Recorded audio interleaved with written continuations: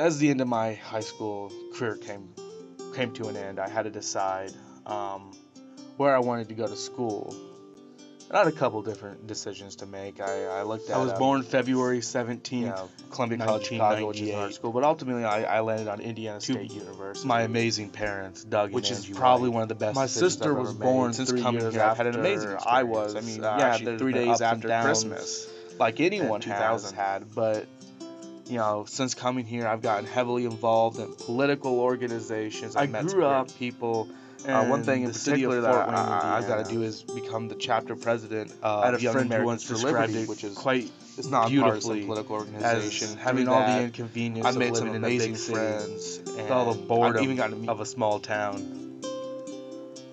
I think that's key. Where I grew up, it's key to who I am today because all my experiences happened there. I grew up in the suburbs. That's what I knew. I knew the suburbs. But it was also nice being so close to a somewhat of a downtown area with a lot of diversity and lots of different cultures. My parents obviously were huge in my life.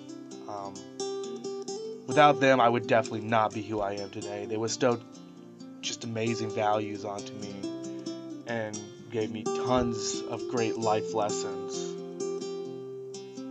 Some things I remember most is, just my parents telling me how you have to treat everyone equally. And that sticks with me to this day.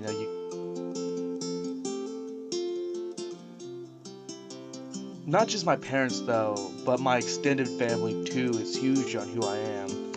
Yeah, they're really quite goofy, but, they did a lot for me as well. Especially my grandparents. My grandfather in particular, he was a musician. He played on the Grand Ole Opry with a lot of great, very talented musicians, and because of that, I have a love for music now as well. I play guitar and I play bass, and not very well, but I do it.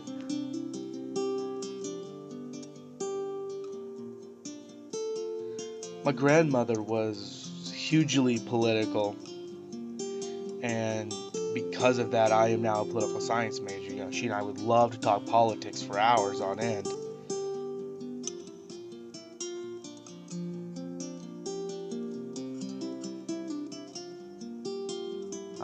But beyond my grandparents and my extended family, my friends, I was insanely close with a lot of my friends. They're just a great group of guys, and I couldn't ask for anything better than the friends I have. It is undoubtable that they are a huge part of who I became.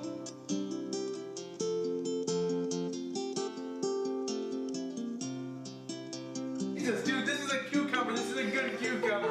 What is wrong with you? This is a good cucumber. I was gonna kill me. You just ruined my life, Mark.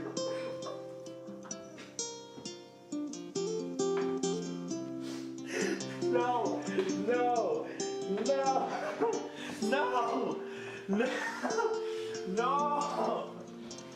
no. All right, guys, code of silence. Nobody ever finds out about that. Well, I just recorded it, so. As the end of my high school career came to an end, I had to decide where I wanted to go to school. I had a couple different decisions to make. I looked at Columbia College, Chicago, which is an art school, but ultimately I landed on Indiana State University, which is probably one of the best decisions I've ever made. Since coming here, I've had an amazing experience. I mean, yeah, there's been ups and downs like anyone has had, but since coming here, I've gotten heavily involved in political organizations. I've met some great people. One thing in particular that I've got to do is become the chapter president of Young Americans for Liberty, which is this nonpartisan political organization. And through that, I've made some amazing friends, and I've even gotten to meet the congressperson from the 4th District of Kentucky.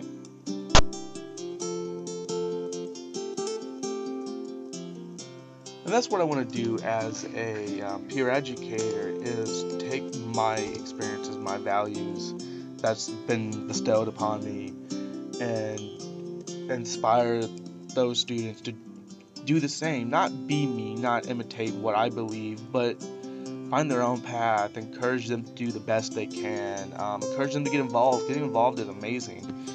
There's so many opportunities here, and that's what I want to do as a peer educator.